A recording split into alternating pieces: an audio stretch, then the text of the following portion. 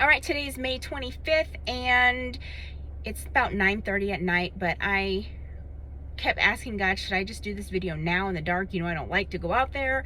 But I opened up one of my devotionals, and in the devotional, the word release just jumped off the page. So I was like, okay, I'll do it right now. I kept noticing the phrase USA on my core water bottle, and then the phrase United States, and then a necktie in a K-drama. Like, I just couldn't stop looking at this necktie, but it was navy blue, or like a blue color, and it had one diagonal white stripe going across it, and then inside that was a red line. So red, white, and blue again. And this will make sense when I go over scripture and when it says the word nation. I heard in my sleep Valley of Decision, and over the last couple weeks, like, I would just be washing dishes and Valley of Decision would pop into my head. I'm like, okay, I know I have to work on this. I kept seeing the word double, which automatically reminds me of Job getting his fortunes restored. And I was thinking about an old dream when I was walking, about when I had seen in my dream a woman who was a bride at the reception, and she was telling me a whole bunch of stuff about different restorations. So that kind of goes together with fortunes, restoring, things like that.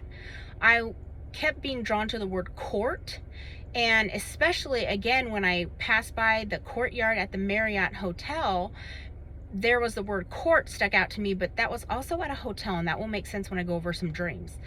I was led to Strong's Greek 4650, which means to scatter. I saw a YouTube short of a woman who makes custom dice, but like 8-sided. They were just different shapes of dice. Like, she poured resin and she made dice, whatever. There's a show, a K-drama that I watched recently. I just finished season 1, and it's called Tale of the Nine-Tailed.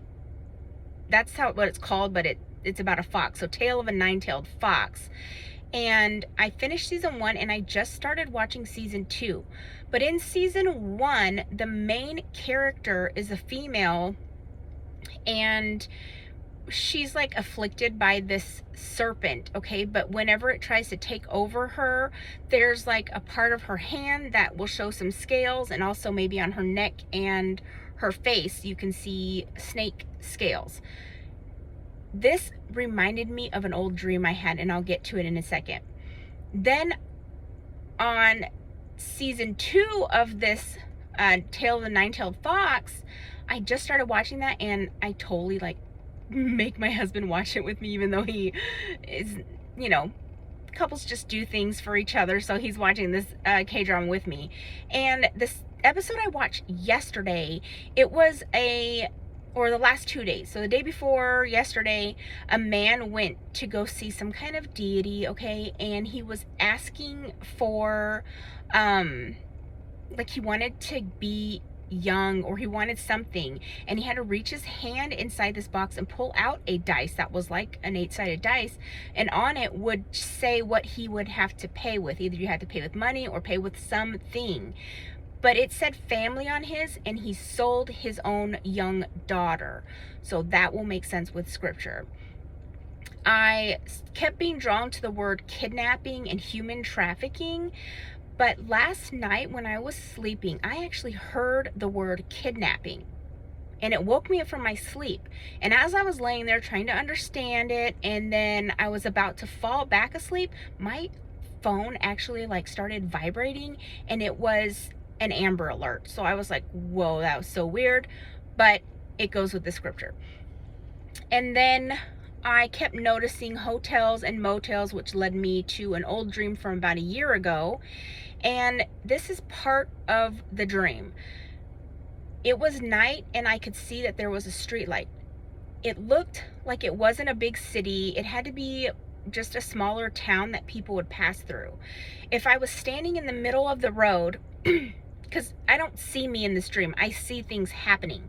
So my perspective at this point is if I'm standing in the middle of the road, and on the left side, I could see an older hotel that had metal stairs on the outside, and the upper area had metal railings, and the doors to each room were on the outside. So they probably had to go to, you know, get a key from the office and then go upstairs and find their room. So it was one of those kind of hotels, not one like the Marriott where you go inside and your doors are in there. But regardless, court and hotel and the Marriott was one thing. This one just reminded me of a hotel that was the doors to the rooms were on the outside. So on the right side of the road, sitting on the curb, was a few boys. They were dirty and they looked scared. Their ages had to be around from 7 to around like 11 or 12. And a woman was standing in front of them. And to me, in the dark, she looked Hispanic.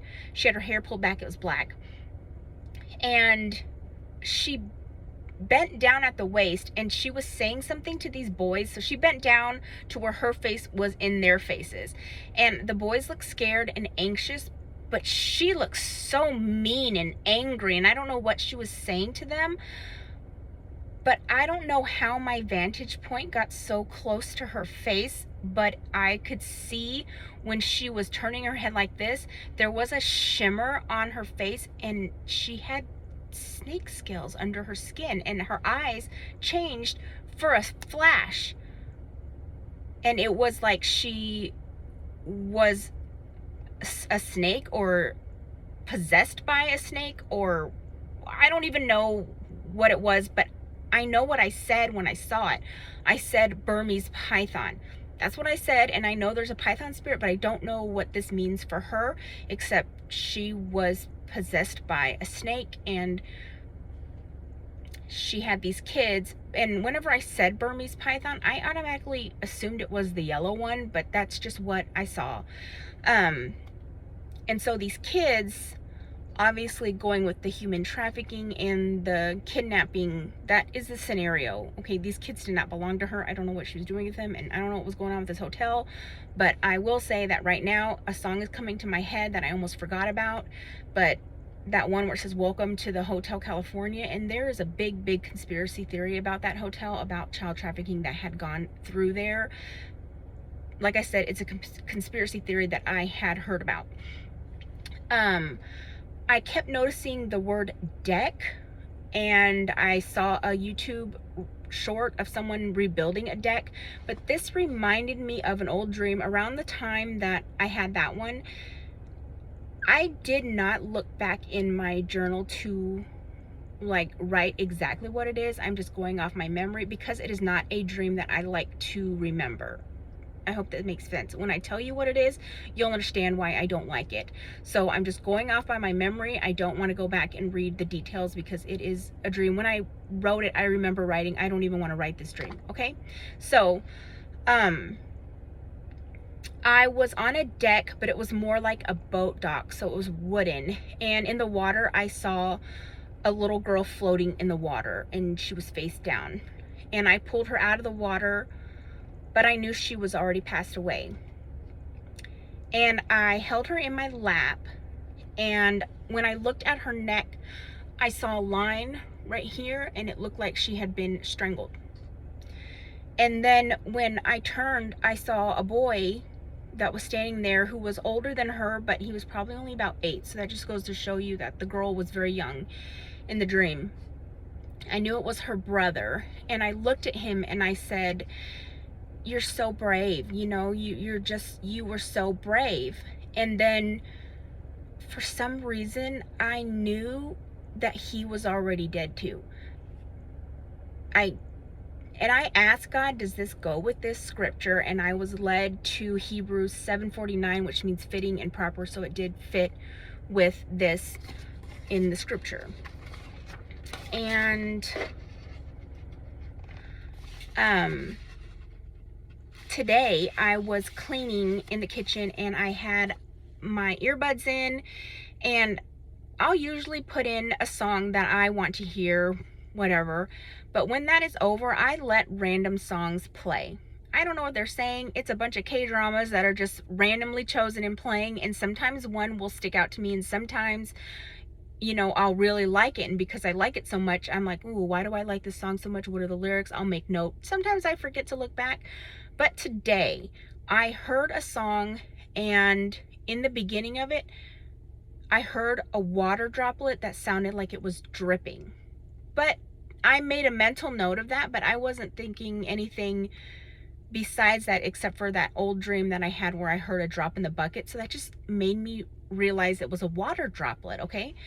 And while I was reading over the scripture for this video, there is a word that it says dripping, and I was like, are you serious? Like, I just listened to a song that had dripping water. So I'm like, okay, let me go back and read the lyrics. So the song, I had to go scroll through and find the song, and luckily it was called Drippin' by NCT, and the lyrics translated from Korean to English is, it's already too late to run away. You were the one who started this game, and you tear down the borderline and shake it up. Then the next two lyrics are going to go with a part that's further down in the scripture, but I'm just going to read it now. It says, dripping, love, love, dripping, dripping, love, love. And it says, lightly at first, I'll soak you until it's overflowing. That is dripping, love, love. I had the air on, but it was cold, and then I was hot. I don't know what's going on. It's so hot and humid right now. Let me turn the fan down. Okay. And so that's it for the song. And then last night is the episode that I watched with my husband of Tale of the Nine-Tailed in season 2, which is themed in like 1938. That's the year they're in. And in this video, they had caught someone who was supposed to be lucky, but they were threatening his life, saying that they needed to tell them where they could find gold and gold mines and things like that. And also, he was part of a team, not the guy who could find it, but these people who were forcing him to find the gold. Those people were part of a team who was robbing the owners of gold mines and stealing their gold and their jewelry and their silver from their homes. Again, this will make sense with scripture, okay? And in my last video, I think it's about summer, where I kept hearing the word prepare, prepare, and I know it went with something else. It is this. So the word prepare does go with this message as well. And I kept being led to the words warrior, strength, like rush or be quick, and action. And I mentioned these words in my Abigail video, so they fit here as well. I kept singing a song by Dwight Yoakam, like I'm 1,000 Miles from Nowhere. And I was like, why do I keep singing this Dwight Yoakam song over and over? Yes, I listen to every genre of music. You guys have no idea. So it's not just K-pop. This is like old stuff from way back when. But I figured out why. He was in a movie called Sling Blade, which is also another word for a sickle. And then in the show Tale of the Nine-Tailed Fox, the main actor used to play in another show. And before I started watching this Nine-Tailed season 2 with my husband, I was like, hey, maybe we should watch this show. Which, in that show, he played a Grim Reaper, which also carries a sickle, which I couldn't even play that on Amazon. They didn't have it on anymore. And then I kept being led to the word grapes. I had a vision, but in the vision during my prayer time, it was just a scene from Dr. Slump that I had watched, a K-drama on Netflix, where they were stomping their feet in this big, like, mini swimming pool sized bucket. I know what they were doing in there was washing a comforter, but when you just see it, it reminds you of when people are stomping on grapes. That's what it would look like in my, when God replayed it in my head during prayer time. I got led to Strong's Greek 652, darkness and gloom. In vision, I had I was laying down and my eyes were closed, so it was a closed eye vision. I was not asleep and I wasn't in prayer time. It just happened. I saw a lion's head and it was roaring. And then I remembered an old dream where I was holding this square thing. It could have been an album cover, it could have been a poster, it could have been a painting, I don't know, but it was square, and in that I said, "What is this?" And a voice I heard answered me and said, "The Lion of Judah." And then I had a dream where I was crawling into what looked like a crevice of a cave, but I was just crawling into a crevice. But when I looked around me, it was the wings of a feather. So I was hiding in the feathers of a wing. I said that backwards the first time. So I crawled up in something like an armpit. But it was wings that I was hiding in, even though at first I was like, is this a cave or whatever? But again, when I looked around, it was feathers. I've, for weeks, I keep seeing the word water, and it just continues to fit into other things. I opened up my pantry yesterday, and on the shelf right in front of me is a can of coconut milk, which it came with one of those meal kits, but when I looked at it, I saw the word milk, and I was like, okay. But then I leaned down to get something off the bottom shelf, and in the back, I shook my camera, was a container of carnation powdered milk. And so I stood up and I was like, okay, milk twice. I'll just make mental note of this. This is gonna be for something.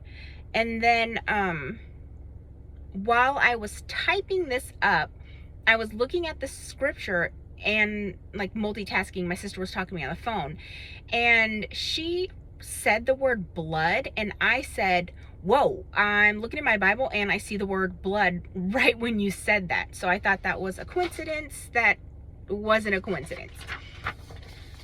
And then in an episode of Ghost Adventures, I remember seeing some cliffs, and they were in Utah. But when I saw those cliffs, I was like, oh man, that reminds me, it looks just like those cliffs from that dream I had. And I couldn't stop thinking about those cliffs. And when I was like, I wonder where those are in Utah, or what they really look like in person, not just what they look like in my dream. When I originally gave this dream, I kept saying it looked like the bottom of the Grand Canyon or something, even though I had never been there. Same kind of look, but it looked more like these cliffs that I saw in this show that were in Utah. So when I was like, I couldn't, for a couple days I couldn't stop thinking about, so I went on the computer and I typed in mountains in Utah. Their national park is called the Zion National Park. And so I'm gonna tell that dream, but I also, when I originally gave it, I kept saying, man, I should have drew a picture. And God has been placing it on me forever to get back into art and painting and drawing, which I'm really rusty, but I'm not bad, but you know, whatever. I did draw them out this time. So this time I'm going to read it and then I'll show you the pictures.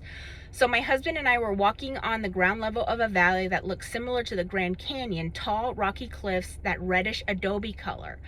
And I put in here that I've never been to the Grand Canyon, but it kind of looked like photos of the Grand Canyon. But y'all, I'm telling you, it looked like the ones in Utah in that Zion National Park. That's really what it looked like. In this flat area was a huge oval. Wait, no, I skipped a line. As we turned past some rocky wall, I saw a larger flat area between two cliffs. So I'm going to show you the picture. Where'd my pen go so I could point? Okay, whatever. I'm going to show you that part first. So this is what it looked like in my dream. So this is what I saw in my dream. Y'all, I tried to just like look at the pictures of what was on the computer, but I couldn't draw it. Like, it would not happen. I'm like, why can't I draw? Am I that bad now? But when the next day, when I was like, okay, I'll draw it just what I saw in my brain, I easily drew it. So I was like, okay, let me just always rely on my own thoughts. So when I say me and my husband were walking, we were walking here. And then when we turned this corner, this is where we went. So when I talk about I go into an area between two walls, or when I turn this corner, this is what I'm talking about. So here's where we were walking, and here's where I turn behind this area and I go this way. Now, I said we turned past this rocky wall. I saw a larger flat area between the two cliffs. In this flat area, like a plain, was a huge oval half wall about waist high, and it was made from smoothed out adobe clay. And so it kind of looked like this. I just drew real quick because I said it was an oval. So this oval right here, this is if you're looking down on it. This wall comes up to like the rib cage. And then there was an opening here. And there was a door frame made from that same material at the end closest to me. But when I went inside, the wall was full of water. I walked into the doorway and saw in the middle of the area, so this is the wall. Pretend this is the doorway. Yes, I found some watercolors that were like shimmer because I described the water as glitter. So here was that doorway. I don't know how the water wasn't coming out, but I went in this doorway. And then I said, the area inside the wall was full of water. I walked into the doorway and saw in the middle of this area was a beautiful fountain. It was also made from the same adobe clay. The water in the area from the fountain was so beautiful it sparkled like glitter.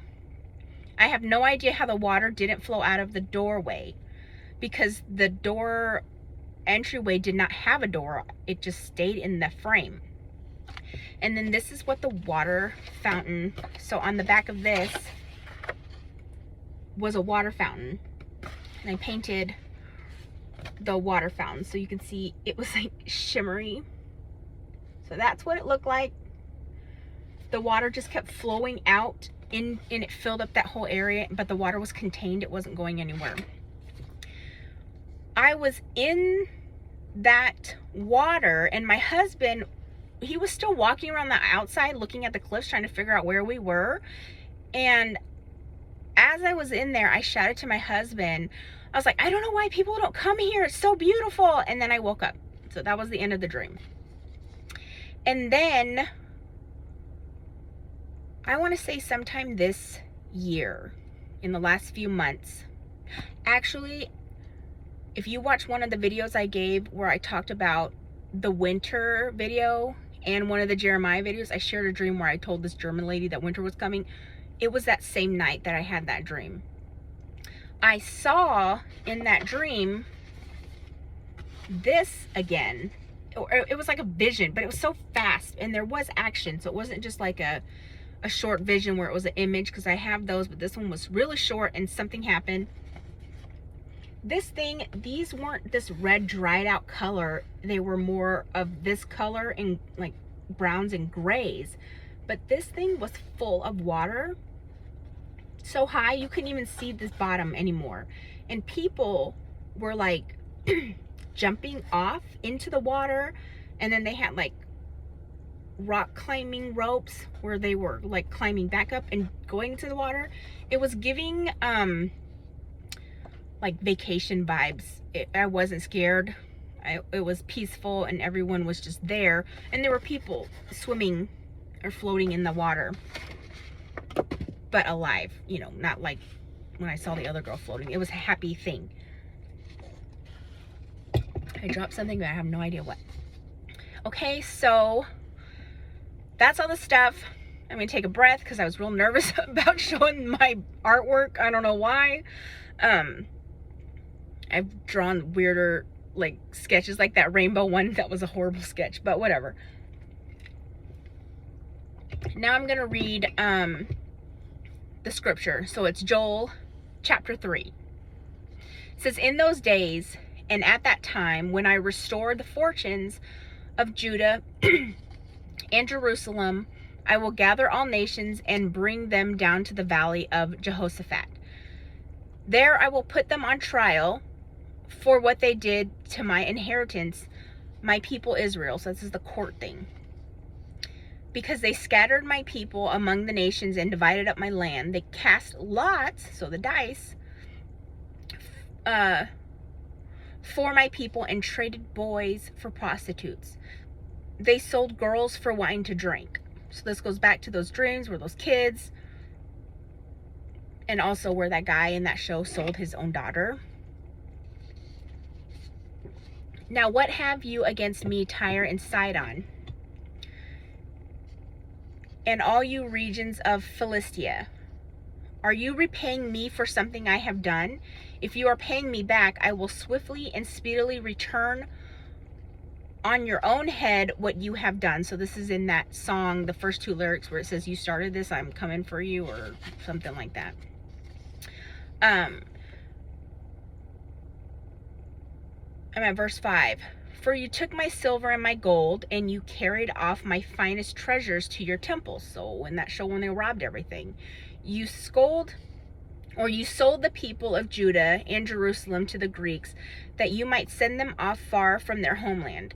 See, I am going to rouse them out of the places to which you sold them. I will return on your own heads what you have done. I will sell your sons and daughters to the people of Judah, and they will sell them to the Sabeans, a nation far away. The Lord has spoken. Proclaim this among the nations. Prepare for war. Rouse the warriors. Let all the fighting men draw near and attack. Beat your plowshares into swords, and your pruning hooks into spears.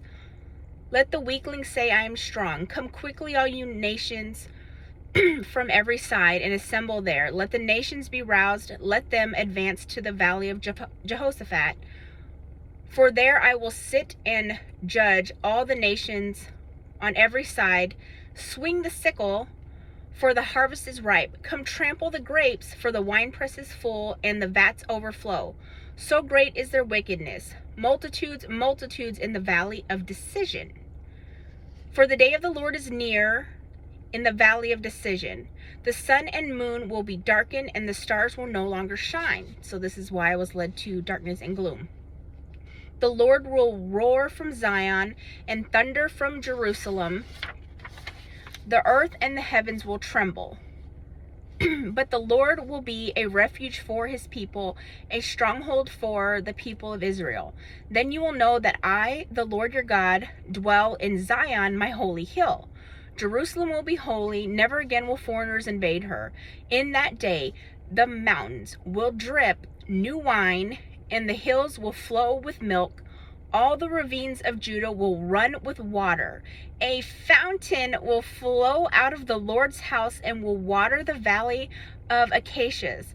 But Egypt will be desolate, Edom the desert waste, because of violence done to the people of Judah, in whose land they shed innocent blood. Judah will be inhabited forever, and Jerusalem through all the generations. Shall I leave their innocent blood unavenged? No, I will not. The Lord dwells in Zion.